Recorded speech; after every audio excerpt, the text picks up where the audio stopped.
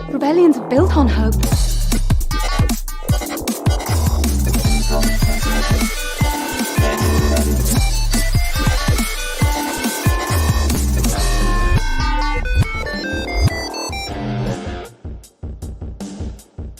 And welcome to another episode of Radio Rebellion, a Star Wars podcast. I am your host, Humberto Calderon, running a little bit late, but we are here. I'm out of breath already. I haven't done nothing, but that's old age. But that's fine. I'm here with our co-host, Oti, and our friend coming back, Noor-hal. How are you doing today, Hello, Noor-hal? with my I Rebel. Oh, there you go. Yeah. Okay, my High Republic t-shirt in honor of the panel. The High Republic panel just ended over at New York Comic Con. So Yes. I'm Any repping fun the things?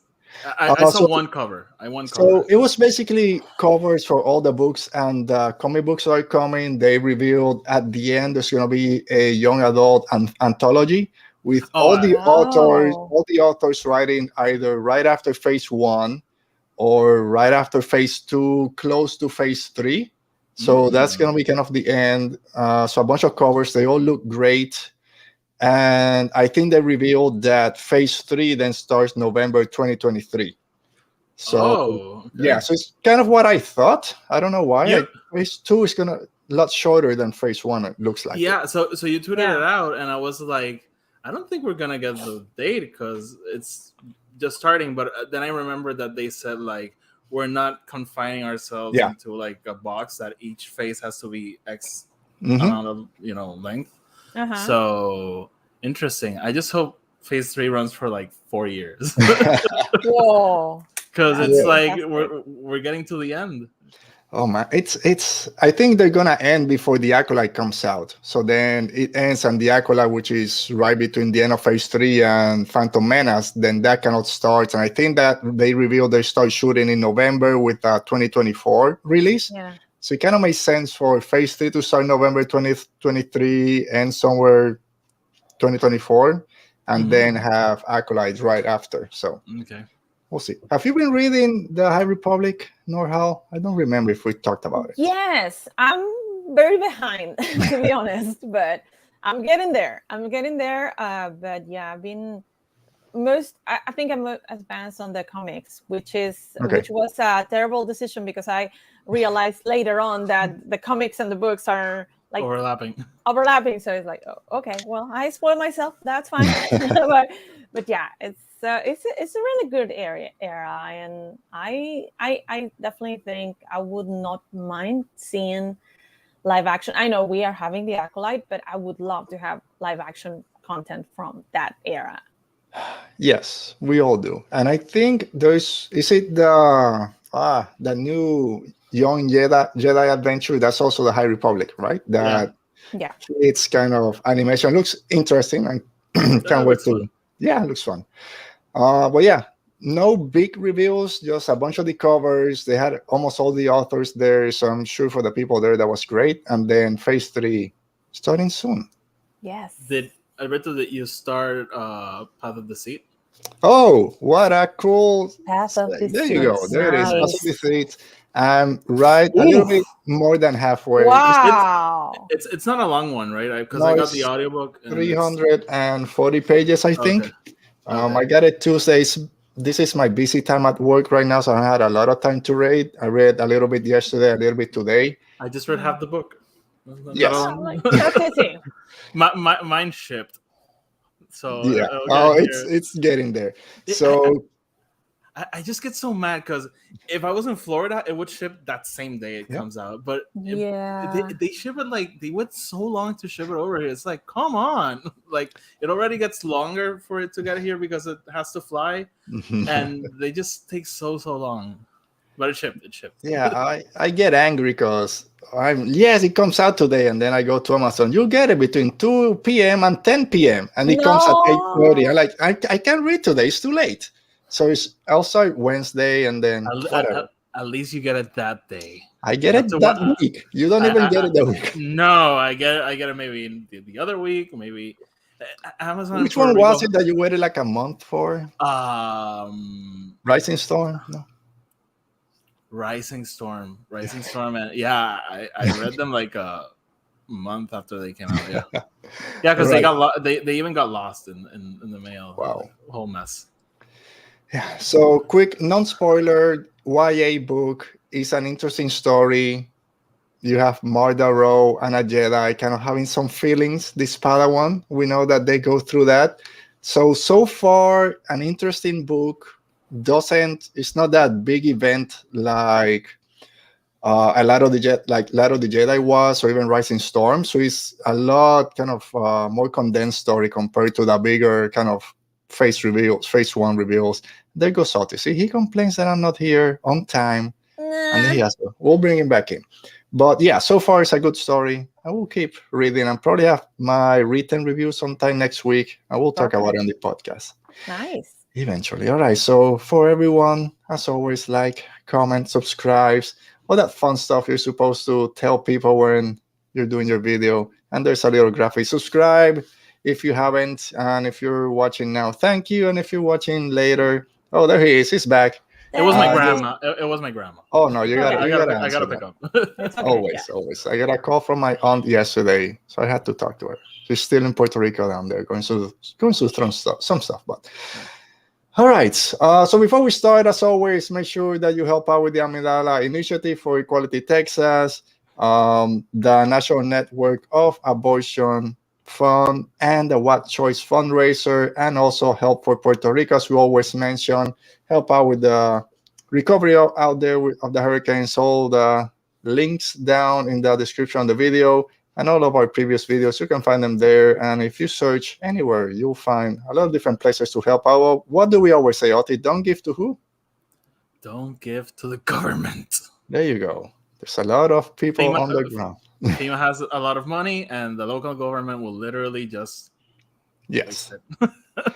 All right. So I think we spent enough time. Actually, Noor-hal, how are you? It's been a while since we spoke. I know, right? Yeah, no, thank you for having me. I think, was it Obi-Wan Kenobi? Yes. I think so, yes. Yeah, but so far, well, just telling OT that really excited about all this good TV we're getting.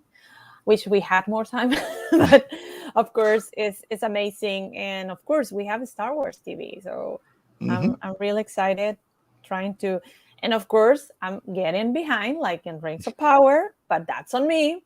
But yeah, it's exciting to see all the content we're getting, right? Yeah, man, there's so much stuff out there now that if you don't like something, there's probably like 20 other stuff you can fall into. No need to get upset about it. Yes. And we'll talk about some of it when we do our. I haven't watched She-Hulk, but I have a rant that I'm gonna unleash on this. You're caught up on all the issues behind it. You haven't seen one episode, but you know what's going on. I'm angry. He's angry already. All right, we might start with She-Hulk when we do a war between Fandoms, just to get you there. All right, so, and I'll say, Noor-hal, that episode of Kenobi, that recap that we did, which is probably one of the Kenobi episodes that people didn't like too much, it's one of our most watched Kenobi recaps. So, nice. Thank you. What episode was that? It was the one where they go to Fortress Inquisitorius. People don't like that episode? People complain about the jacket. We kind of holding this. Ridiculous. Yeah. I was just saying. I mean, comparing to the people that was in the fandom back in the 90s, where like late 80s, early 90s, there was no Star Wars inside. I mean, we are really fortunate, and we are complaining. We're spoiled. We're complaining about stuff like the jacket, the jeans guy, stuff like that. Jeans guy. It's like we said, I think, Ote, you always say it's like the Empire's incompetent for a lot of time. So of course this is gonna work. Get on board with it, man. Like, don't try to fight it. All right. Yeah. And there's a lot of incompetence, I guess, also in Andor. So if you guys are ready, I'm not ready. Let's talk Star Wars and the Andor Files. I've been in this fight since I was 6 years old. Was he? Was he? Was waiting for it. Which kind of fight, especially? There you go. The fine fighting. Yeah. So, Noor-hal, of course, we gotta start with you. Wait, Mo's in the shot. Hey, hello, Mo. Lowe's going from the chat to the live There stream you next week. go. She'll be here next week. Things gonna get crazy. Yeah, it's the finale of this 3-episode arc. I want to ask you guys about that in a minute. But Noor-hal, have you been enjoying Andor coming into episode 4? Oh yes. I've been enjoying. This is a series that I'm happy with Star Wars, but especially this time of the period of the storyline that we're exploring, and especially Andor, Cassian, Diego Luna. I'm so happy to have him back. So yeah, definitely. I'm excited. And some people is like, oh, but we know how he ends. It's like, I don't care. I want to learn more about it. Yeah, and the great thing about this series, and I mentioned it a long time ago, it's called Andor, but we have all these other characters. Some of them we don't know how the story ends, and even if we know, it's so interesting. Like Mon Mothma, all her storyline is so interesting. We know where she's at by Return of the Jedi, but everything that's happened is so interesting, and with all the new characters. Ote, before we start, or as we're starting, episode 5, we keep going with this slow burn that a lot of people have talked about with Andor. The first 3 episodes, the first 2 were kind of slow, then we get the action at the end of the third one. Episode 4, again, kind of not self-contained, but separate from the first 3 as we start this other 3-episode arc. Are you okay with the pace that Andor is going, especially for these last 2 episodes? I'm okay with it, but I don't love it. I don't love the format, honestly. I think like the way it's made, that's what I think. I think it should have been released in bunches of 3. They released the whole arcs. Yeah, but it's their choice. I'm not necessarily a huge fan of it. I'm on board for the story, because even something like Kenobi that I was like over the moon with, it did feel like a movie chopped into 6 different parts, but each part told its own little story that I think for me, like, it helped me just like go with it. And here they end like abruptly, and it's okay. Like that's the way they decided to make the show, and that's like my biggest complaint with the show. I don't like the format on which they decided to release it, but hey, it's fine. Yeah. What are you, Nora? Are you enjoying the way it's kind of going, or do you prefer that the first 3 we got all those just drop the same day, or are you okay with the way it's kind of going now and just kind of stopping a little bit abruptly, especially the previous episode? Yeah, well, I'm enjoying it.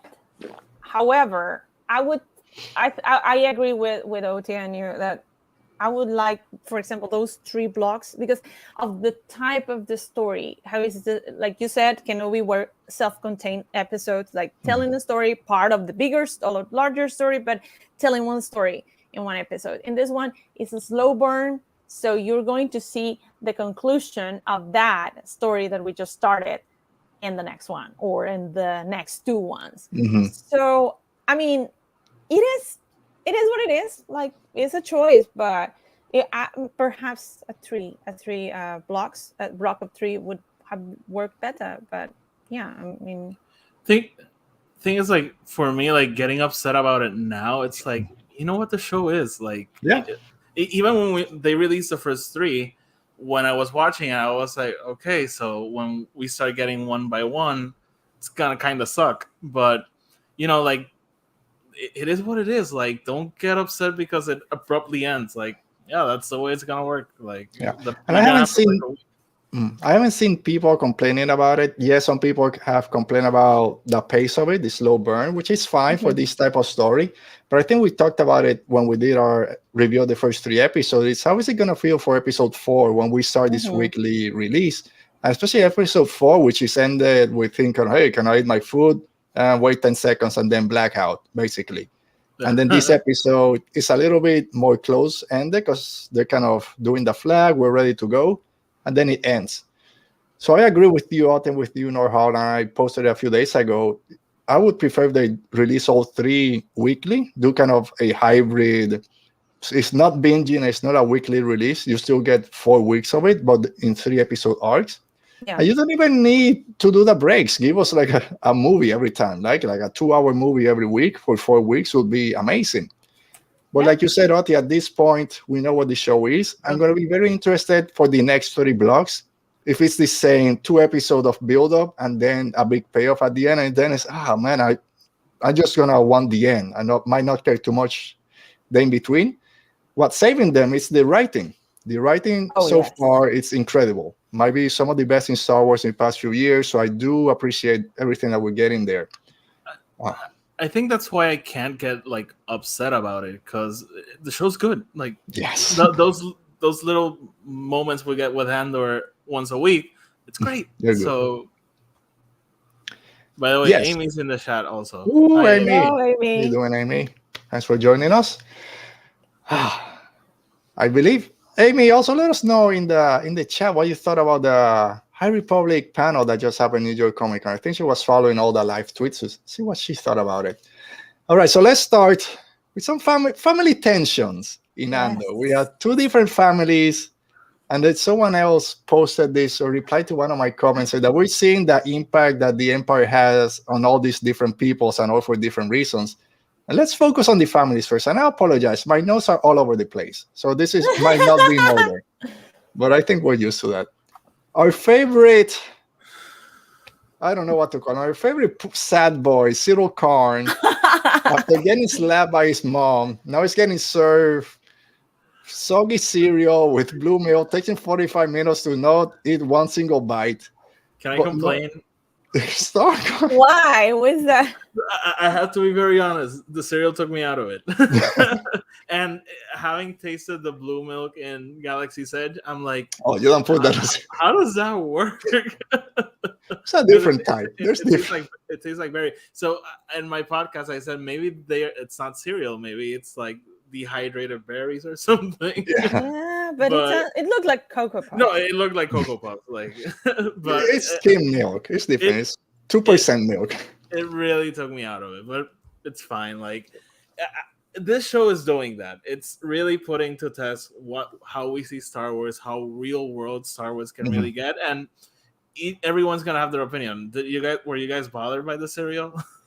Of course not. It was like a really common thing. Yeah, no, I was like, I don't know. I was like, where in Coruscant do you get Cocoa Puffs? Like, yeah, I probably won't. This is the first time we've seen cereal in Star Wars. I expected when she poured the milk, they would have a reaction like raised bread, but no, it's just there, and it's like, literally just cereal. Yeah. But I mean, it's funny. But no, because again, it shows him kind of a child when he goes back to his mom that he needs her to kind of pour him his breakfast, bring him down like 20 levels. I gotta call your uncle Harlow, whatever. I gotta quote Maggie Lovett, our friend from either that in her review, she mentions that it's so fascinating to see Cyril interaction with his mom. And like bringing a quote from Ted Lasso, you understand why meet people's moms just to understand why they're nuts. Yeah. So, I mean, from that interaction, you learn so much about them, and like him being like kind of, I don't want to say emasculated, but somehow like, oh yeah, like diminished perhaps. She's definitely degrading him. Yes. Did it make you feel bad for Cyril Karn, or are you still like, it doesn't matter? You still suck. No, I think, and this is fantastic about this series, because when you get into Star Wars, you think, oh, Empire bad, Rebels good. But this is the thing. It's like in life, it's a lot of gray areas. And I know we're going to talk about it later, but there's so many characters and in other stories like Rey Sloane that joined the Empire because they thought, oh, this is the right thing to do, or joined the Corps in the case for Cyril, that okay, because we have to keep the law and order instead against the people trying to unbalance things. So from their perspective, they're doing the right thing. However, from our viewer point of view, we are invested on Andor, on Cassian. So of course somebody chasing him, and we can see him obsessing over the holocron and he's telling me like he's gonna follow this Javert Jean Valjean kind of interaction with Cassian. Yeah. Because he's obsessed. Like, oh, this guy slipped from my hands because I wasn't good enough. Yeah, Oti. I just lost my train of thought. But because we get his mom kind of saying, "I'm gonna call your uncle," and then after that conversation, he never thought that you were kind of ready for law enforcement. Oh, so what should I be doing? What does he think I should? Do you think he just got pushed into being this corpo because I don't know, someone told him, or I don't know. His life is in such a disarray that I don't know what he's doing because he wants to and what he's just trying to make his mom happy. So I really think that the corporal life goes with his way of being or how he presents himself, and seeing how his mother is. I can see where Cyril Karn comes from because she talks. She's a little bit maybe more loose, but she talks like him, very proper, So I think like he grew into that, and he's like, yeah, I like Law and Order. What's the corporals? Yeah, sure. Let me join Primor. So. Yeah, I don't know that whole interaction, and then when we cut back to it, and she's like, "Oh, you're extremely wrong about your uncle. He's gonna help. He's thinking what you should be doing." But then he's like, "Yeah, I heard half of your conversation, just throwing me under the bus." And she's like, "Oh, well, Dad, you here? You remember how to mock me?" It was when you. I don't want to be a fly on the wall right now. Just get me out of here because this is uncomfortable. And you know, we were expecting this. Remember when we talked about the pictures in the Vanity Fair or Empire? I talked about it. It looks very uncomfortable. So yes, and it was. And like you mentioned, Noor-hal, and we mentioned it probably every episode, one of the things we wanted to see in Andor was this other side to the Empire, that people are just there making a living. And when we get to Deidre, we'll see that because in her mind, she's doing like what she's supposed to be, connecting all these dots that no one else is doing because that's her job. She's not wrong. Yes. This is how we'll do it. Yeah. All right. So let's go to the other family, which is the Mon Mothma and Perrin Firtha and their daughter that we learned like 3 days before the episode that they had a kid. And here you go. Here's your teenage daughter that doesn't want anything to do with Mon Mothma. Basically, you don't need to take me to school, I'm guessing, because you just want to show your face because you're too busy with work to kind of deal with what's going on. Do you now see Mon Mothma in a different light, that she's too busy or caught up with her work in the Senate and the rebellion that she has forgone her family? And maybe Perrin was a little bit right? Or is he kind of playing her mom against her daughter, putting them at odds because they just have a failing marriage? I got the feeling that he was pitting their daughter against her, and that's why I tweeted yesterday like he's one of the he's a runner-up for the worst TV trash dudes of the year, along with Sir Kristen Cole and Josh from She-Hulk. But I think it gave me that impression, like me, you don't care about like me, just trying to save face for your senatorial duties. But it made me sad at a certain point because it reminded me of the interactions of Mon Mothma with Leia in Leia, Princess of Alderaan, and in Moving Target, another book, that you see this mentorial interaction with her, and it's like, oh, that's kind of sad. I don't know, maybe things get better between them, but it seems that at this point they're not okay. Yeah. As a parent, I was hoping for more from that scene, not to end with her just kind of standing up and looking at Perrin, "Oh, thanks for the support." I wanted her to try to reach out to her daughter and explain the reasoning behind it or why she wanted to take her to school or whatever. But she kind of was defeated at that point. Oti, what was your sense during this scene? So I think both can be true.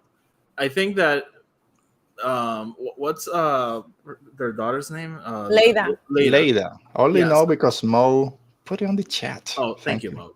Yeah. So I think Leia may have a reason to be resentful of Mon Mothma, and she kind of calls her out. She's like, "You're just going for the photo op," and Mon Mothma has nothing to say about that because maybe it's true. Maybe it's true. Yeah. But I think Perrin sees that and is maybe weaponizing it. Yeah. So he was at one point he was grinning. It's like but when we get to the other scene, I'm having difficulties reading Perrin. Like he's a douche, like definitely. But there's a little thing at the end that I'm like, okay, so maybe you're not exactly what I thought. So, and I just want to say, like, their dynamic.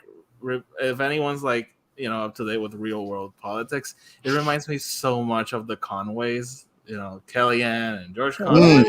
He worked for Trump. He's trying to take down Trump, and their daughter's in the middle, just making their life horrible. Yeah, you are right. It does have that, but I don't know. Are you talking about? I guess the scene where they're going back home after I guess the gala or the dinner we didn't see. He's like, "Oh, I guess this senator knows more about your life than I do."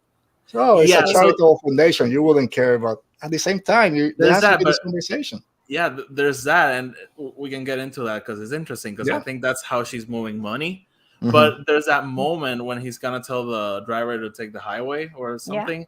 And he's like, before he touches the button, he goes like, "What was his name?" So he's like, he maybe knows he's a douche and just trying to compensate. So I don't know. I'm having. Again, I don't like him, but I think there could be a road for them to do something interesting with him. Yeah, I kind of saw that they were trying to show that Mon Mothma's not as, I don't want to say great, but it's not the one that's doing everything perfect in the relationship.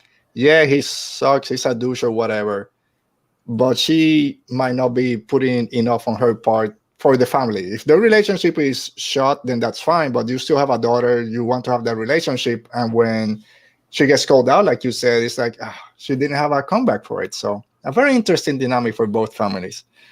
All because the Empire got in the way. Yes. All right. So we mentioned a little bit before, again, we're going kind of off script, not in order, but we mentioned the writing. And anyone that has seen some of my book reviews knows I love my quotes. My Star Wars quotes, some of the things I look forward to reading books. And there's a lot of great quotes in this episode, starting with the title for it, The Act Forgets. And then we have, Skin? Kind of so the Act forgets, but the tree remembers. The tree remembers. And I'm like, okay, you're doing something great, because this is a line that then goes to what the other, I forget the name of the kid that's writing the manifesto.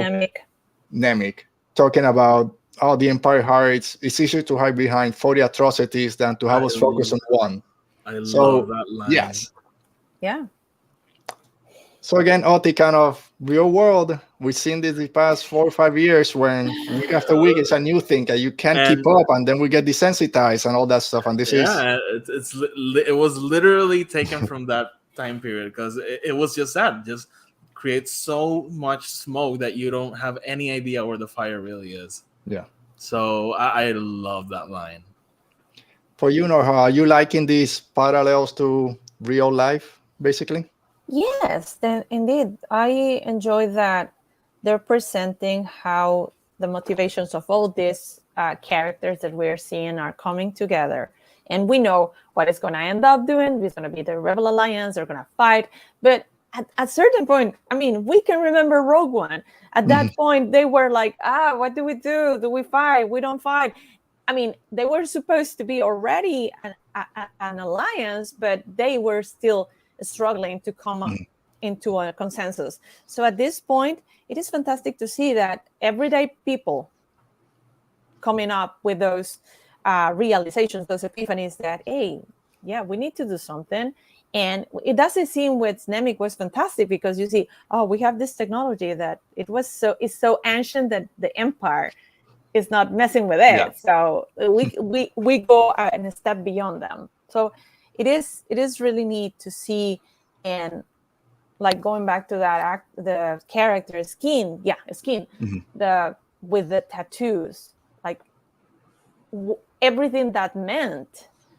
And maybe the Empire is not gonna. He stops. He faces any random Empire and representative, an officer, they're not gonna be like, yeah, I don't know who you are, but yeah, he knows what the Empire has done to him. Yeah, we'll go to that in a minute. So there was 2 more quotes that I love, and one of them kind of ties to Cyril and his mom is when she goes, "Oh, you should wear something or whatever that you should say. I promise to disappoint you," which is how she just kind of another slap in the face, like, "Oh man, that's a hard one." Disappoint you. Yeah. Disappoint you. And then when everyone's kind of talking of why they're there, I don't remember if it was Skeen or maybe Vel that says everyone has their own rebellion. Like everyone has a reason to hate the Empire. It's another great line.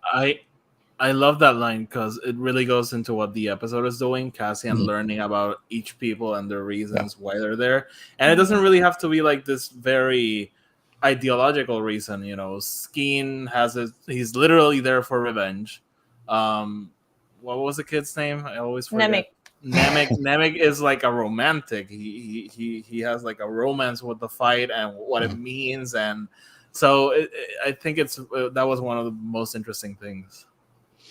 All right, so let's jump into Skeen and not trusting Cassian, not trusting anyone there, and like you mentioned, Noor-hal, he's there without his shirt, showing his tattoos from prison for a reason. He's doing that on purpose for Cassian.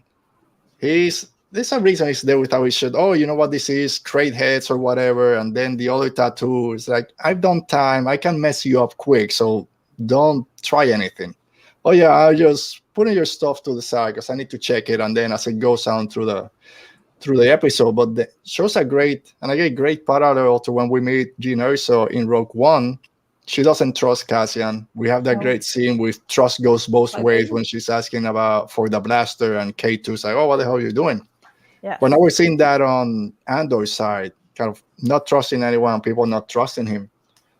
But it kind of was a great build-up for the whole episode because you didn't know where it was going to go. By the end, when Skeen, Comrade Nemik, when Skeen finds the Kyber crystal, and he's like, I knew it. You have a 30,000 credit jewel with you, and you're in here in the mud. What the hell is going on?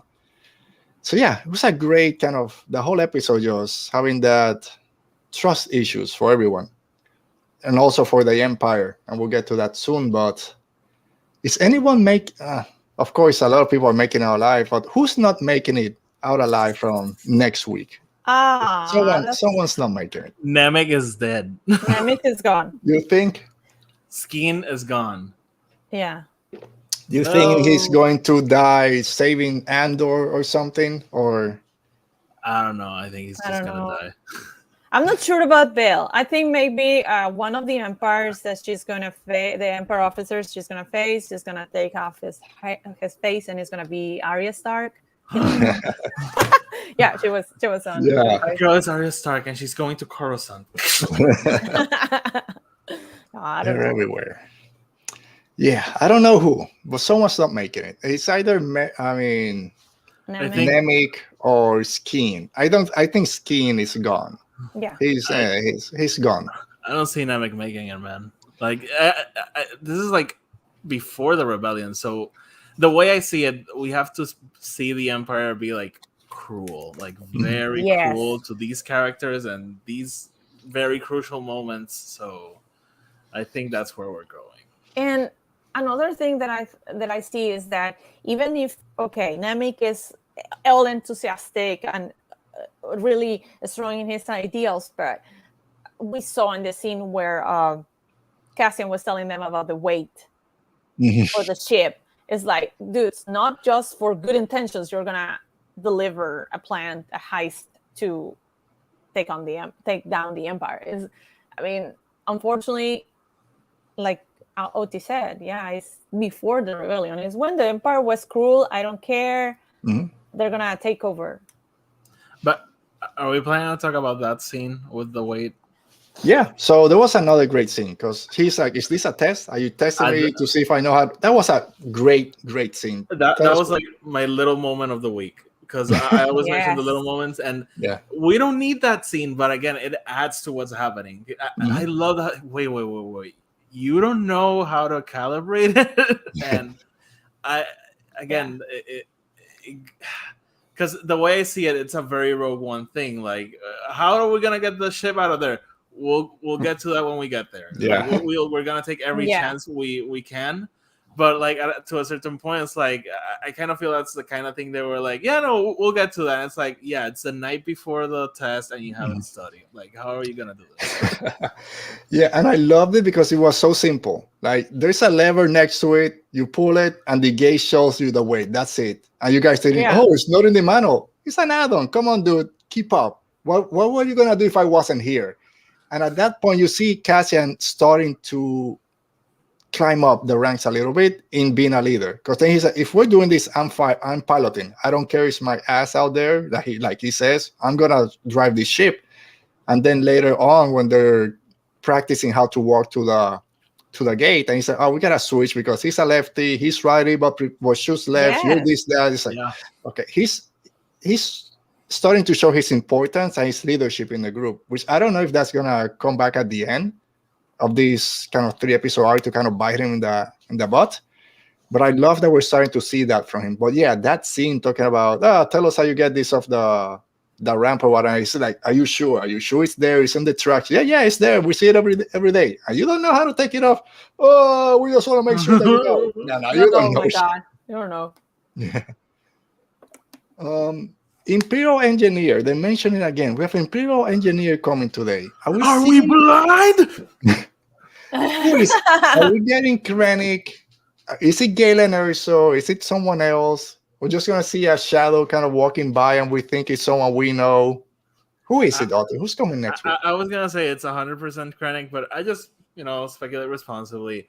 This is not the first time that a Disney show teases an engineer that everyone's like, it has to be this person, and it's no one. Like, remember WandaVision when they teased Reed Richards and it never happened because it was just a random person? So maybe it's Galen, maybe it's Krennic, maybe it's just John Smith who just graduated from engineering school and it's gonna go fix the water or something.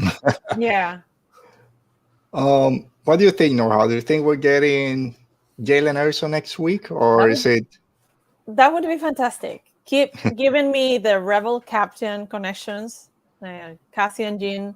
But I agree with OT. I've been burned before with WandaVision. Like, yeah, no, it's gonna be. And it's just a random, so it's fine. I mean, if it's Galen, that would be awesome because the more Matt Mikkelsen we can get, the better. But if it's just a random, it's okay. I honestly can see it be like Krennic, or because it's Tony Gilroy, and I can just see him be like, I liked working with Ben Mendelsohn, let's bring him back. Or I like working with Matt Mikkelsen, let's bring him back. All right, so I'm going to put my Star Wars credential on the line, but was Krennic an engineer? I don't remember. I think so. I think he was. Because he and Galen came up with the idea for the Death Star when they were in school, I think. All right. Maybe he didn't do too well. But I think, Galen is the mastermind. Like, Krennic, he's probably the guy who like copied the project, but he's an engineer. So. Yeah. So when I hear Imperial Engineer, I go to Galen Erso. But if you tell me that just one of the two is going to make a cameo, I go with Krennic because it makes more sense for Krennic to be there, especially kind of going over the plans for this new facility that supposedly they want to build. Makes sense that it's Krennic. And if it's just in kind of walking down the hallway and that's all that we see, I'm happy. That cape. Just give me the cape flowing in the wind. Give me the cape flowing and that will be I don't need to see him. Just that cape just whooshing by. I'll be happy. Give me that scene they cut from Rogue One when he goes into the water with the cape. Yeah. Yeah, just give me that. There's a lot of water there in that planet. He can just be walking. Recreate that scene. Recreate it. Yes. Talking about great scenes in the water. We get that TIE fighter in low orbit and then just through the water going up. Come on. We're seeing X-Wings doing that and TIE fighters. Just love it. But I love the use of the TIE fighter because like 3 weeks ago I was here saying, oh, that roar, it makes me so happy. I was terrified in this episode when I heard that roar. Yes. And TIE fighters are usually like cannon fodder for the X-Wings, and in this episode just like one TIE fighter could end this whole operation. Yeah, because they quickly go hide the gun so they don't know that we're here. That pilot is such a douche. Like, he saw them, or they saw them. And it was like, let's just pass it like right through them to scare them. Like, he watched Top Gun Maverick. He had to do it. Yeah. But Noor-hal, as you mentioned earlier from Lost Stars, how people just join the Empire because they think it's the right thing to do. And someone else posted on Twitter after that scene came out, and I can't remember which one of the two characters said from Lost Stars that, oh, my job right now just is flying my TIE fighter and making people remember that the Empire is still in charge. Which is basically just flying around and showing the TIE fighter to scare people. And that's what this was. But it was a great use. It's, perfect. Yeah. Noor-hal, last week we saw Luthen Rail, very powerful, telling everyone what to do. But here by the end, he's a nervous wreck. He's trying to find what's going on in the radio, try to get some signal. I forget the name of his assistant or his co-worker, kind of, hey, it's not happening. Just kind of chill out. What were your thoughts? I just want to say, I thought it was an assistant, but she seems to be like very on top of everything. Yes. Very, very involved, right? So, yeah. What were your thoughts on that scene, Noor-hal? Seeing Luthen kind of disheveled right before the mission. One fleeting thought that I had during that scene was, of course, we know he was about Aldani, right? To hear back. But just had a fleeting thought, like, what if he's... Of course, they're not gonna give us any Easter eggs that are not necessary, but just the communication with Fulcrum would be like, oh my God. Because, I mean, we are, and that's something that we were talking about, that, hey, this show is happening at the same time that Ezra joins the Ghost crew.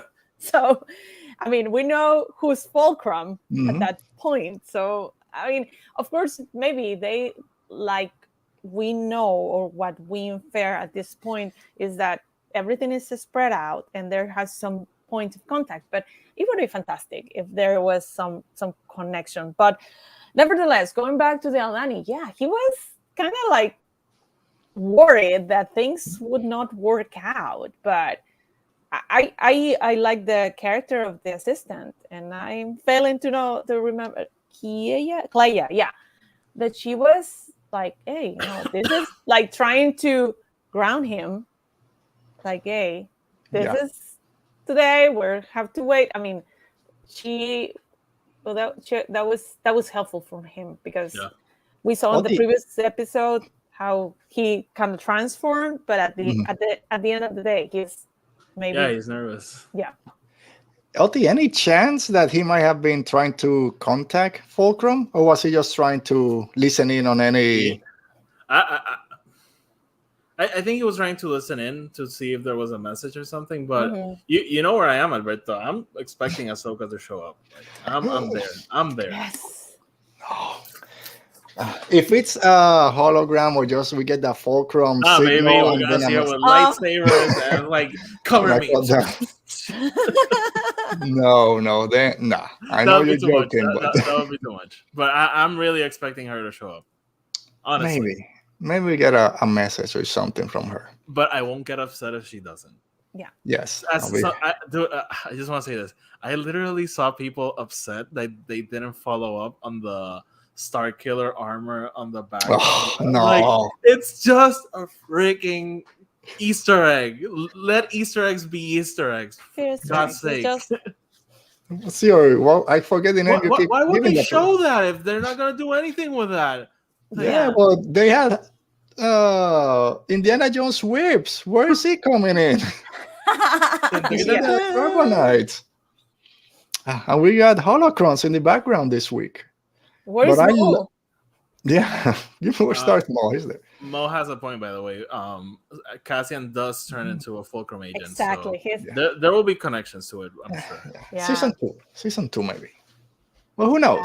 Actually, in the previous Emmys, it was funny because that I said when Diego Luna was presenting their word, I said, "Oh my God, they just need Agent Kalos to have all the Fulcrum agents on stage." That would be. I mean, if they want to get Kalos would be great, and it makes sense to have Kalos if Deidre gets in when she's talking about these connections. Maybe she hears about Lothal, and she hears something. Oh, I heard something happened in Lothal.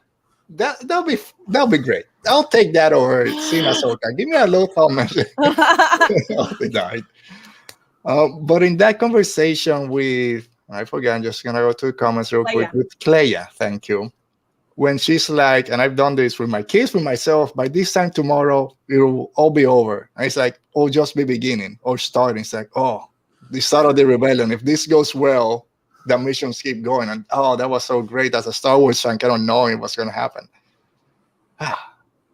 Vel and Cinta, we haven't talked about them. Kind of confirmation. We have a LGBTQ couple out there. Cassian, don't get any ideas. She's sharing her blanket, like skin. Because Cassian, every time he talks to Cinta, a couple seconds later, Vel is there kind of in the middle. But now we got a little bit confirmation. What you want, buddy? Go dress yourself. You can put your own bandage. But yeah, it's good to have that representation, as we always say in Star Wars. Yeah. All right, Oti. Actually, Noor-hal, let's start with you. Deidre, kind of. There's a ship name. Oh, there's a ship name. Lil Cinta. That's a good one. That's a Star Wars name right there. I know, right? Lil Cinta. So Noor-hal, let's talk about Deidre. Another one kind of doing her job for the Empire. Yeah. And she sees, I forget the name, Blevin kind of walking back after his time on Ferric, kind of, you're going to take over this, and he's coming back, whatever. And she's like, this is too random to be random, which is another great line.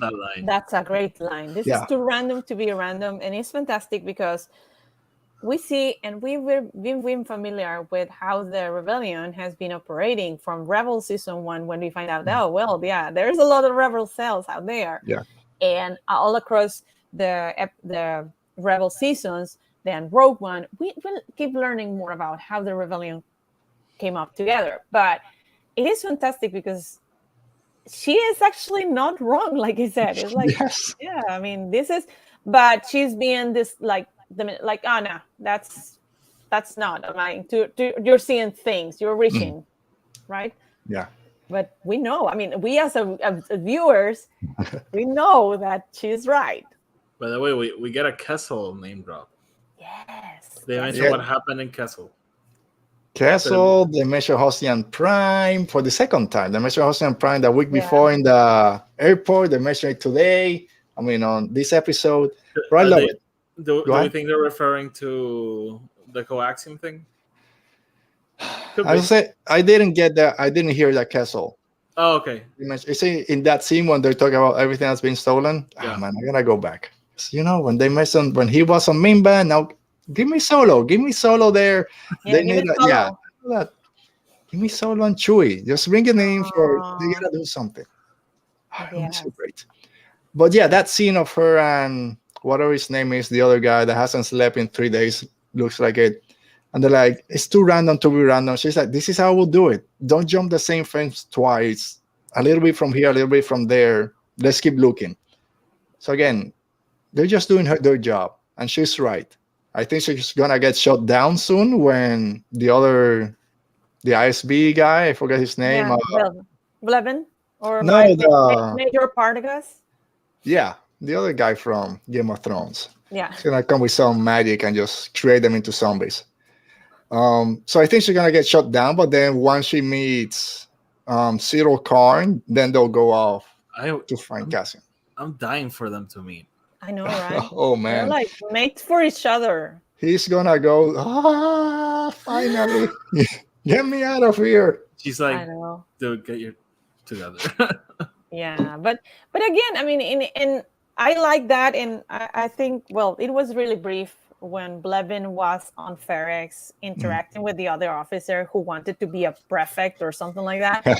You see that they're so human. I mean, they're not like, or they're so random, like normal, not like, we want to be in the Empire because we believe. No, I mean, they're not Tarkin or Thrawn. They're not true believers. Exactly. They're just see a window of opportunity.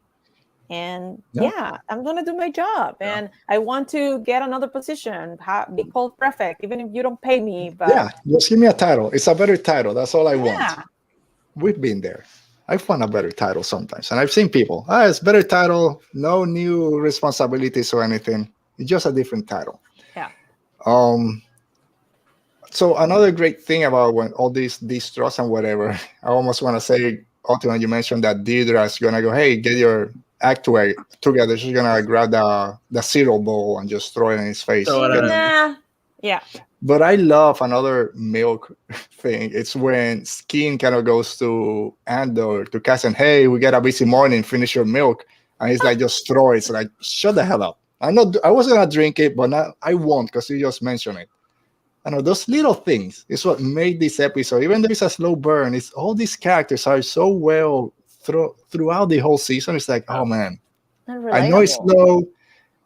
I prefer if we get a different type of how they're presented to us, but oh man, that writing is just great.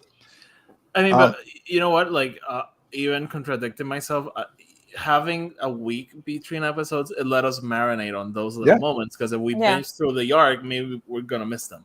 Yeah. Come on, don't do that. I like our first time. We all were on agreement. Give us all 3. But yeah. No, I'm playing devil's advocate. Yeah. All right. So we didn't talk about him. Let's real quick. And I have it on my phone. Mo, don't tell me the name. I'm going to find it, Mo. So sorry for... Then I write it down. Lieutenant Gorn. Here we go. Yeah. Lieutenant Gorn and his motivations, because Cassian keeps asking, we all want to know, why is Gorn doing this? Why is he betraying the Empire? Here we know. He fell in love with an Aldani woman. She was killed. They don't kind of say this like, he lost her or something, and now and that's, I think, when they mention everyone's fighting their own rebellion. Mm-hmm. And there's that great scene when he's doing his rounds and the other guys say, I'm just here kind of taking a break. Oh, we can still smell them. Can you imagine thousands of people here? And he's like, yeah, I can. And then we get the reveal. It's like, oh, okay, I understand. So it's a great, again, to get the motivations behind everyone. And there's also that little scene at the beginning, which I didn't get at the time, but when he's like mad at the other Imperial dudes for... Mad at the Imperial, for using the temple thing for target practice. Yeah.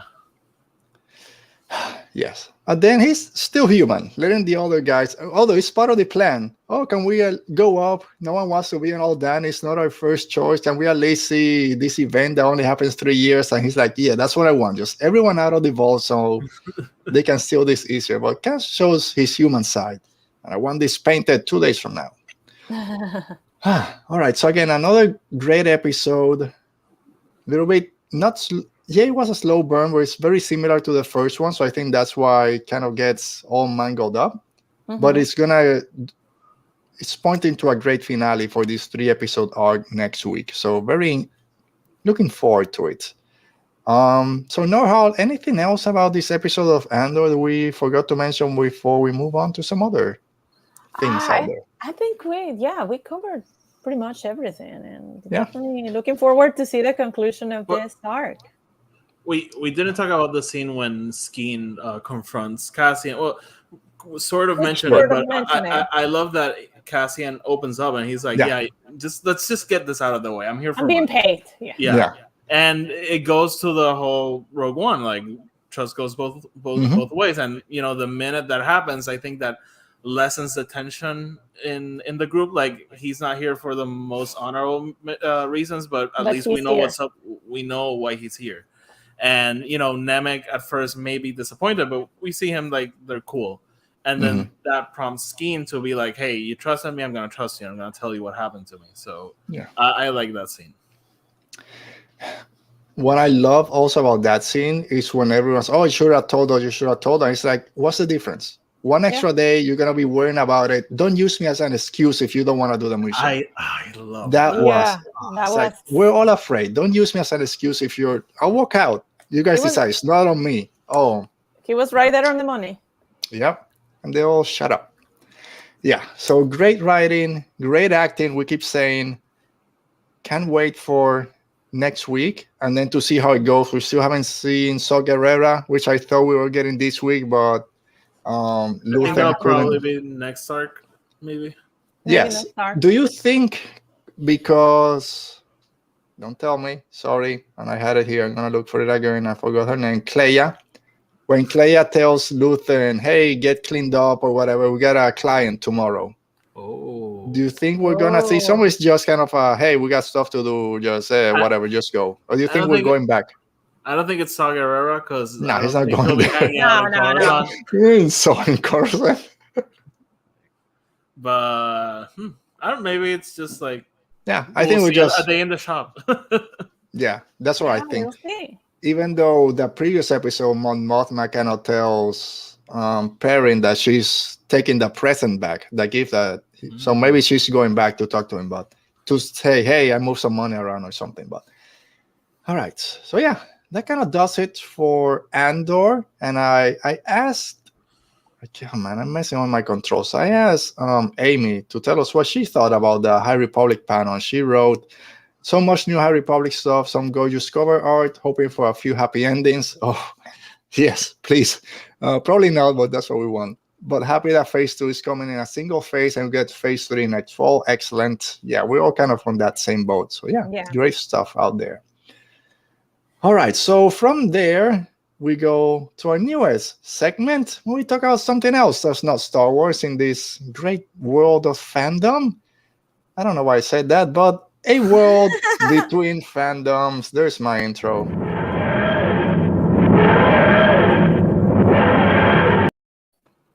That tardy sound gets louder every week for some reason, which I'm not caught up with Doctor Who, Alti, as you know. I'm doing my rewatch, but the current Doctor, she's going through her regeneration in the next episode as we bring in a new Doctor. So we're going to get the new one? Yes. I know what regeneration is. And fun fact, she's my Avar Chris. Yes. Yes. She'll be a great Avar Chris. Jodie Whittaker. Yeah, and we have the 60th anniversary soon where all the Doctors come back. David Tennant's there. Matt Mitz is not confirmed, but he will show up. I even saw Neil Patrick Harris. He's going to be there. You imagine Matt Smith gets there with that Targaryen hair, all blonde, playing the Doctor. Oh, man. What am I doing here? All right. So, War Between Fandoms. Oti, we're going to start with you. We said it before, She-Hulk. So, you're not up to date on She-Hulk. You haven't watched a single episode. Nope. But do you just want to go, or do you want me to kind of say what the episode was about? I just want to say I'm so tired about on the discourse on this show, and every time I learn a little bit more on why people are upset, I get upset because like, come on, like enjoy something, and if you don't enjoy it, don't watch it. Like if you saw the first 3 episodes of She-Hulk and you're like, this is not for me, why are you still watching it? And if you're like some kind of masochist who's like, yeah, I like being upset, don't put it on Twitter. Like, I don't care. That whole thing, like, they never set up that he would have a one-night stand. What the hell are you talking about? This is a guy who dresses up as the devil to beat the crap out of me. Yeah, like, come on. Like, are sins really an issue right now? And have you seen the intro to the Daredevil series? Just the intro, so all the blood on the justice. And that's kind of the debacle of Matt Murdock. Like, he's a devout Christian who does these horrible things at night. And that's why he goes to the priest and tells and confesses every night. Yes. Even before he says, what I'm gonna do tonight, you're not gonna like it. That's the beginning of the series. It was like, and you know, in every comic, in every Daredevil comic, we have that iconic scene where he goes to the priest. Like, it's a part of the character, and I don't think a one-night stand is the thing that breaks the character. Come on. Well, he had like 4 every season. He hooked up with someone new. Sometimes for fun, like when about this topic, that he's supposed to be practicing Catholic. I'm trying to, like, the poster, whoever posted. I mean, if you're bothered about this, it's because you are a Catholic, and I'm tempted just for fun. Like, it started like, okay, question, give me the 10 Commandments. What are the and like, dude? I mean, you're supposed to be complaining about that imaginary character because it's not real. That's the thing. I'm not gonna get into like religion or anything, but you know, I'm not an atheist. I'm kind of a Catholic. I went to Catholic school my whole life. I've never watched this show and be like, exactly. How accurate is this with the dogma? Like, come on. Exactly. But they clutched their pearls like, this is like, it's fake. Yeah. It's probably the same people that think that Punisher will be pro cop. So we'll leave it at that. But Noor-hal, and we'll get back to it. A word on that. Yes. Have you been watching She-Hulk? Are you caught up? At least I can have a conversation with someone about She-Hulk. Yeah, no, I've been enjoying it. It's fun. It's comedy, and Yeah. I think it goes along with the character. And I know that we just recently, perhaps you guys mentioned about the Deadpool, Wolverine. Yeah. And I think it's like, oh my God, we're gonna have another fourth wall breaker. That would be very interesting. And I mentioned throughout the first 3 episodes, I was kind of on the series, but the last 4, I guess at this point, 4 or 5, I really enjoy because, like you said, if at this point you don't know what the show is about, then get a new hobby. Once I saw what the show was about, and it kind of focused more on the comedy side of it, and the superhero stuff was in the background, I started enjoying it a lot more. And this episode, the same thing. Here we get Matt Murdock comes in to help. I forgot the name, but the designer, the guy that designs the clothes, is my favorite character. He's so funny. He's great. He comes in to help. Matt Murdock comes in to help him in this case that he's got against the other leapfrog or whatever his name was. Yeah. And I love everything. Hello. Dale is here. How are you doing, Dale? Thanks for joining us. And Mo's also enjoying She-Hulk, but man, that the ending was heartbreaking. The ending was. So last week, Ote, we kind of mentioned, or I mentioned, I guess, that everything was fine. And then the ending to the previous episode was this guy, Josh, stealing the information from her phone to post it online in this Intelligentsia, whatever this Fandom Menace 4chan website is. And then all that, we had the whole episode there is a great, very fun back and forth. The dynamics between Matt and Jen Walters is great. Of course, it makes sense for them to hook up because the chemistry was there. But then at the end, her whole life is kind of put on display in this. You say you don't care. All right, you can say that. But like Noor-hal, like you said, it's something that mostly women out there go through. I can't relate to that, but it's very revealing. And we said how kind of okay we were watching Cyril Connor and his mom go at it, but this was even worse. And it's something that, again, real life happens out there. It's kind of, it's so gross that this happens. So for me, her reaction was expected. But I know that for the people that are freaked out, of course, there's a Green Hulk going nuts. Yeah. No, and I agree with you. I mean, it was relatable for a lot of us women out there. But I think that their interaction, Daredevil and She-Hulk was real, and Matt and Jen. And it was fantastic because in the previous episodes, what we've seen is that she wants to just have her life, meet someone. And this is interesting that the guy she hooks up with is blind. Yeah. So he doesn't know between Jen, She-Hulk is the same person. Sure. Obviously, he, with his echolocation, he perceives this different set of powers, but however, for him, it's the same person. It's the same person. Yeah, that's right. Fantastic. That's a great way to look at it. I didn't kind of think about it that way. But because everyone else always has a distinction between her. Do they like Jen? Do they like She-Hulk? Both or whatever. And then here is for Matt, it's the same thing. It's the same person, which is great because that's what she wants. So that was great. I hope we get more between them because, again, their chemistry was off the charts. Yes. But that ending, not the best one to kind of look at because, again, it's something very personal that got kind of thrown there. Just her having a relationship with someone. I don't know if it was with Josh and he just videotaped it. But it's going to be interesting to see how then the series ends next week, how this goes forward, how people now view her because she kind of holds out or whatever. So we'll see where this series kind of goes. All right, Oti, you're back. Yay. Yay. You know where we're going. Rings of Power. It's Rings of Power, dude. I watched it. Thank you. Finally watched it on time. I'm loving this series. My favorite thing out there right now. Andor, I love you, but it's all about Rings of Power for me. Previous episode, off the charts. all action. We got.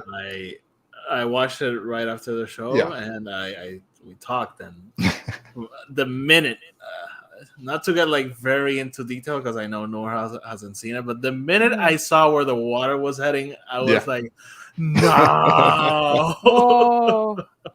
Yes, it was same thing. I'm like, they're gonna drown the town, and then, oh no. All right, so to try to not spoil too much for Noor-hal out there, but this was the aftermath. This whole episode, which I expected was going to be a lot slower. It's not going to be as action-packed as the previous one, as we set up the finale next week. But it's all about the aftermath to the explosion and the creation of this place. I love the beginning of it, that it wasn't, oh, there's an explosion and now we're all just covered in ash and we're back in the settlement. It takes 50 minutes of they're still dealing with everything. Everything's on fire. Galadriel doesn't know where to go. Trying to see who's alive. Yeah, we don't know for most of the episode. Well, there's also this prequel thing, like, we know Galadriel can die. We know Elendil can die. We know Isildur can die. But the rest, it was like, I was afraid of for Arondir and Berwin. I was like, where are they? I'll be honest. I thought Berwin had eat it. Me too. They teased it a couple times in the last episode. Because before this, we get Elendil with a fake out with Isildur. And then we go to the hutch or whatever. We get the fake out with Bronwyn when Theo thinks she's the one helping. And then we see the hair under the blanket. I'm like, oh crap, they did it. They killed her. I was very afraid for Bronwyn. I'm glad she's still alive. Me too. But I love also in this episode how Theo helps Galadriel see the path she was going. Because Theo is a mirror for her. He's going through that path and she's like, I can't. I gotta help him out because we can't right now. We can't just go battle. First episode, she was leaving the other elves behind because we had to find Sauron. And here, when he said, oh, we gotta go and fight them, he's like, no, this is done. We can't do it right now. We gotta go through it. And we gotta mention, people were waiting. Isn't she married? Where's Celeborn? Why is she going? What's this Halbrand guy going? She mentions it. Do you think that what she mentions is right? Or is she just doesn't know because she hasn't seen him? I think she maybe doesn't know. Maybe that's her truth. Yes, exactly. I think that she believes that what she said happened, but I think it's going to be a surprise. I don't know if this season or next season.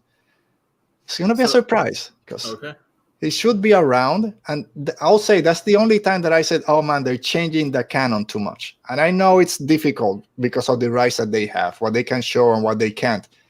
But when she said, if that's in the Silmarillion and not in the appendixes, they really have to like work around it.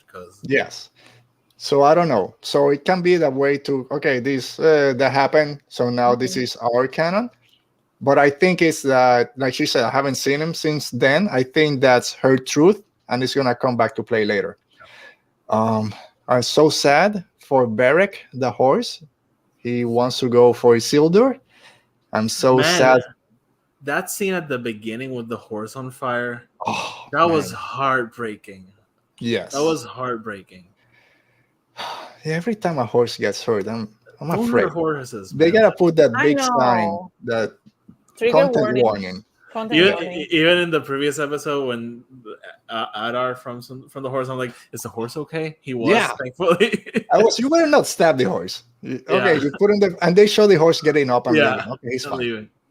But yeah, that scene was heartbreaking. Seeing Beric, we know there's that connection that Elendil kind of mentioned the episode before that, hey, no, they know your feelings.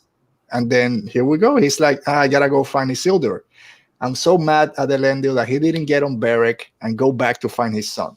That's the only thing I'll say. He thinks that his son is dead. I'm like, dude, just go find him. But I also think like his sense of duty is bigger than him being Isildur's father. Yeah. And that's something that he's made very clear to him. Like, I'm in charge here. I have a role to play.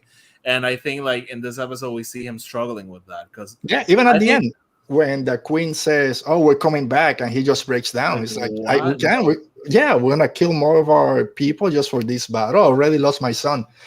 So yeah, because he thought that they were gonna leave. We're going back home. Done. This is over, and the queen's like, nope.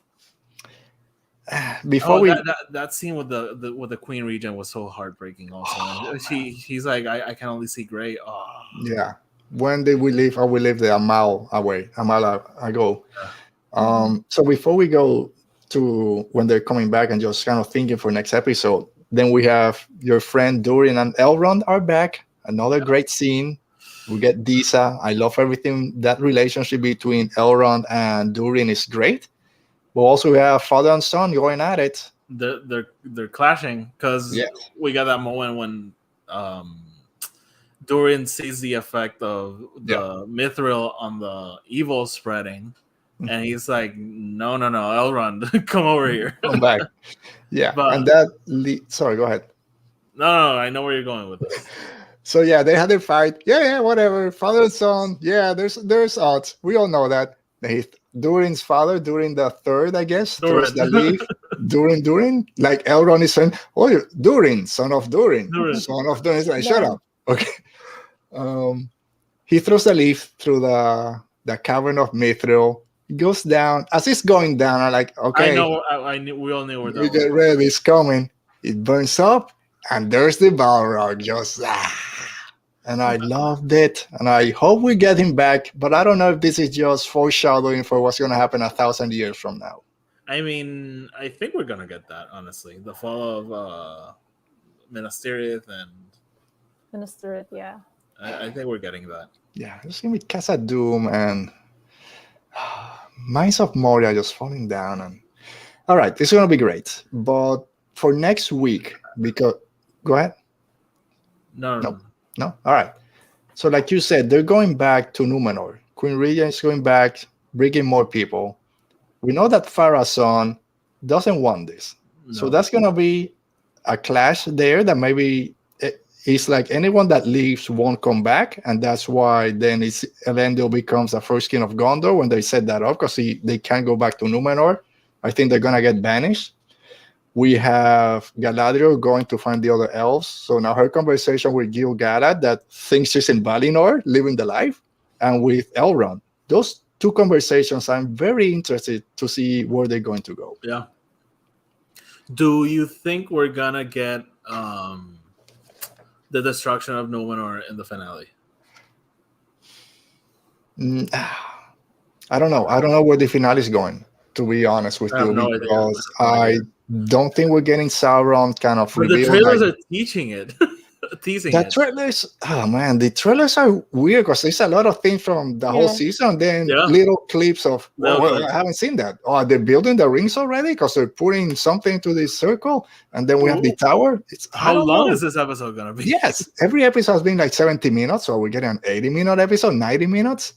So I don't, maybe they leave Numenor, and Numenor, there's not a place to come back to. I don't know. I haven't thought of that, but I don't know. I think Sauron's going to show up, but I don't think we're going to know who he is. Who's Sauron, Alberto? And I know. I love that they play into that. That's Mephisto. Dressed as Sauron. Yeah. The trailer even plays into that. Like, who is it going to be? I love that. No, I hate and I love that they're playing into it, that it's someone. It's not like, Sauron is Sauron, forget about it. No. They're playing into it, so I love it. But all my theories on Sauron are gone. I thought it was Halbrand. Halbrand is half dead. I don't know how he's riding a horse. He's badly damaged. So he's alive, Noor-hal. He's alive. He's alive. Okay. Don't kill him, because he's in bad shape. I fell in love with Halbrand 2 episodes ago. Don't take him out now. So I don't know. And of course, we got the Harfoots and the Strangers and the Acolytes or whatever they call going after the Strangers. So that's another. We haven't gotten too much with that, so I don't know where that's gonna go for the finale. I think it's gonna be heavy in the next episode because this episode ends with them going after them. So we'll see. Yeah, I'm kind of leaning that the Stranger is Gandalf. I'm kind of leaning that way, and I don't know if my Halbrand is Sauron theory that Maggie kind of put on my head is still valid. That's my favorite theory. Yeah. But I will say, actually, from people who are very in depth with the lore, they've told me that it can't be Gandalf because when Gandalf gets to Middle Earth, the rings already exist like for years, so it wouldn't. Yeah, It well, would be like a change there. and I think that's fine because they're doing a condensed kind of timeline. This is a 3,000-year story. They can't do that in 5 seasons. So I think I was thinking first that it was one of the Blue Wizards, but again, the Blue Wizards don't come till like 2,000 years from now. So I think that's an even bigger stretch. So I'm okay if I don't know. Other people say maybe Saruman, and Saruman when he was a good guy. I don't think it's Gandalf. I think they want us to think it's Gandalf, but I don't think it's going there. Yeah. I'm starting to think that the twist is like you think it's Gandalf, but it's actually Sauron.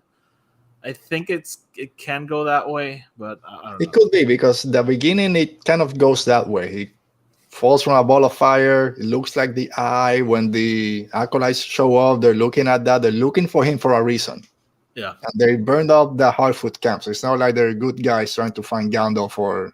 And that was so well made because we get that scene with them putting everything into the little wagons and then they burn. I was like so heartbroken for them. Yeah, it was great. Yeah. Another great episode. It's been great. It's been great. All right, so I More love greatness. I love Rings of Power. One of my favorite things out there right now. I'll let you go. House of Dragons, Alti, you go ahead. It's one of my favorite things out there right now. Man, I love this episode. We got into the lighting debacle again and not miss Yes. that debacle. And I will say it did bother me. Like I had to turn everything off and be like, "What the hell? What's going on?" I know why. It's the same director, so it's a choice. Yeah. I don't love it. And we can get very technical. One of the things that bothers me is that it's not natural. They put a filter over it, and I don't like the way it looks, but whatever. But the episode was phenomenal. That's good. Yeah. One of the most awkward family Thanksgiving. And I know. Right? One of my favorite things about the episode is like we finally see the groups divide, and we get who are the blacks, who are the greens, and it's all very, very well established. And we finally get Rhaenyra like snapping out of it and realizing like your ascension to the throne is not gonna be as easy as you thought. Yeah. Just because you were named doesn't mean you're gonna be. Yeah, because that's been my issue with her. Like she's been like, no, I'm the heir. Like it's not gonna be a problem. And it's like, girl, you gotta start looking around. Yeah, I mean, and we saw it from the episode when Daemon takes her around Flea Bottom and she sees how the people react. Like, hey, Rhaenyra is the heir, but there's a male descendant of Viserys who could be king. So of course there's going to be trouble. Yeah, but in this episode, I think she finally like realizes like I need help. I need an army. I need people, and she marries Daemon and finally got to that. Yes. We'll get to there because she got it before and then they got married. Yeah. But, so Noor-hal, you're caught up with House of the Dragon. You're enjoying the series. Yes. I was telling Odie that it's a telenovela. It's like a Mexican telenovela with all the reactions and such. But I think it's having the focus on one family, on the Targaryens, even if they are a lot of them. But I think it gets more. It's easier for us to okay, you get who does what and all the motivations and such. So I'm enjoying it. It's a good one. I think just focusing on one family, at least this first season. Oh, there goes my notes. It was a great idea, and it's helping kind of keep it more contained.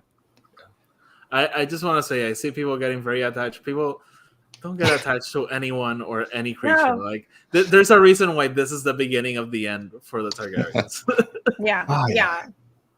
So it's Game of Thrones. You gotta know it. I love Sir Herwin last week or 2 weeks. I love. Things are brewing, and it's not gonna be pretty. What's gonna happen? But I love that. What was it? Oh, dude, I love the whole fight with Aemon and his nephews and his cousins. Nephews, cousins.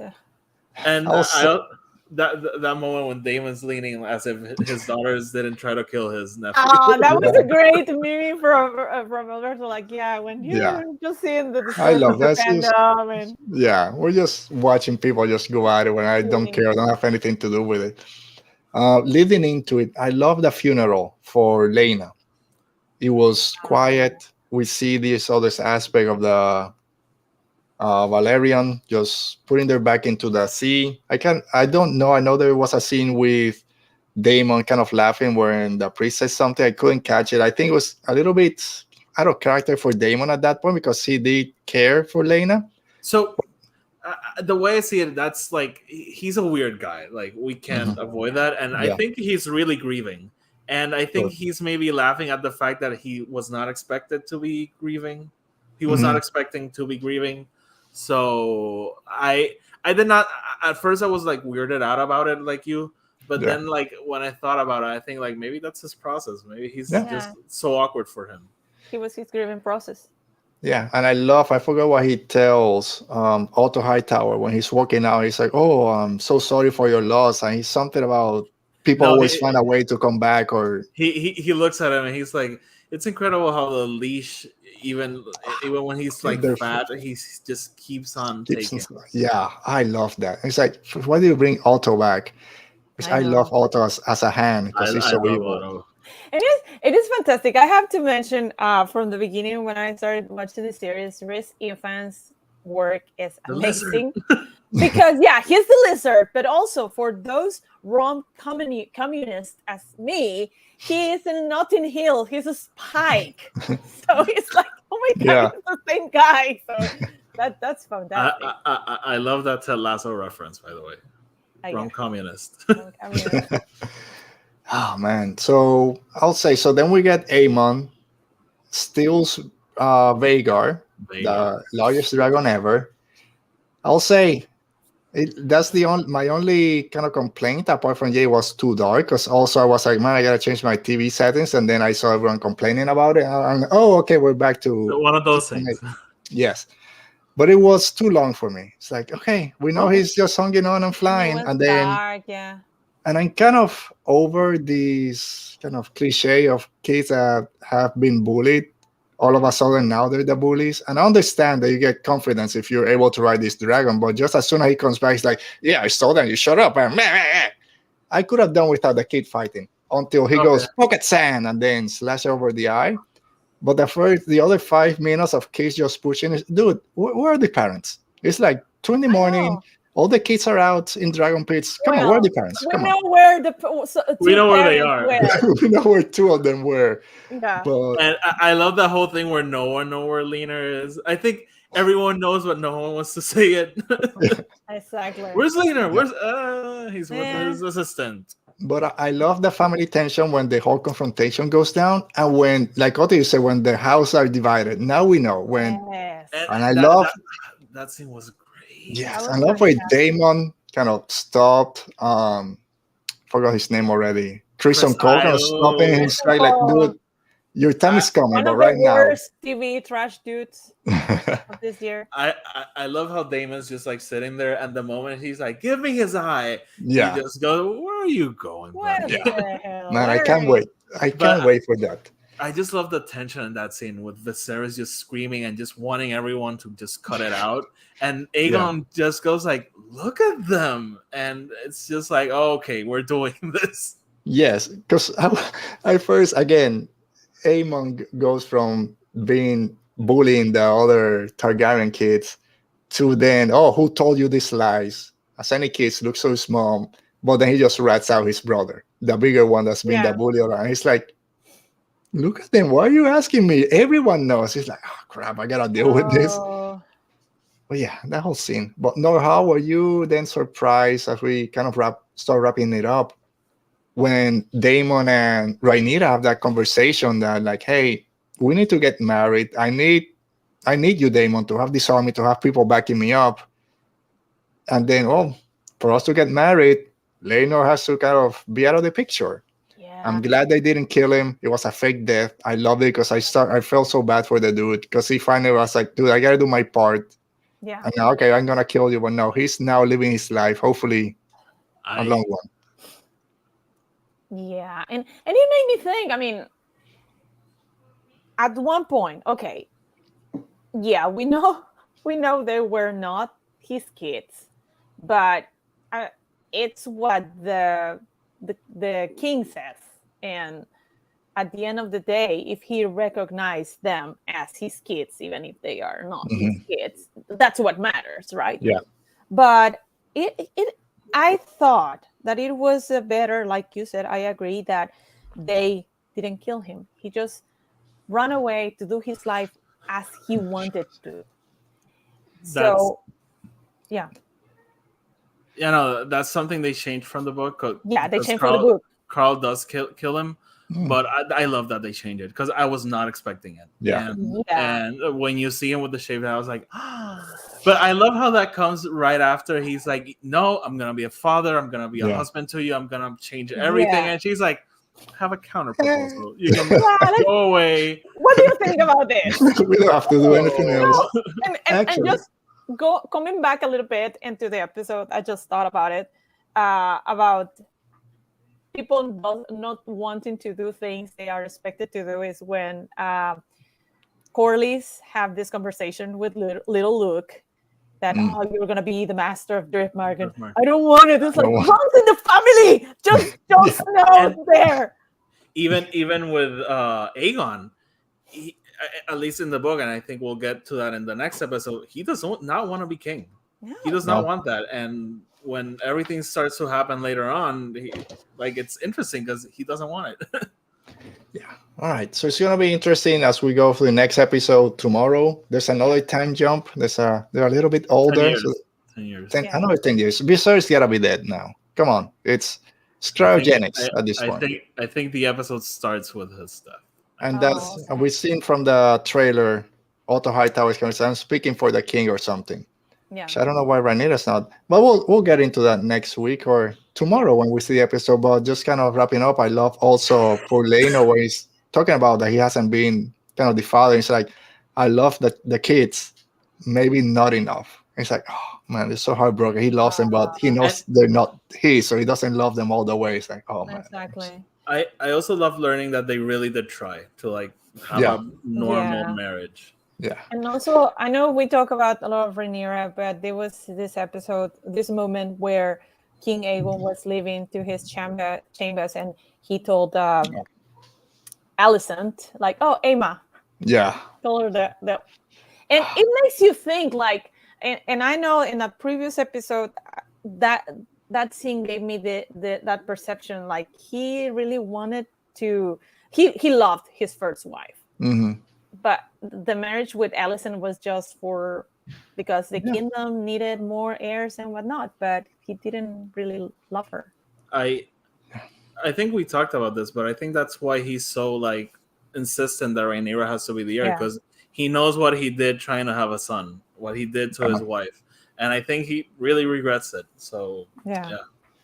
All right, poor great show, Viserys.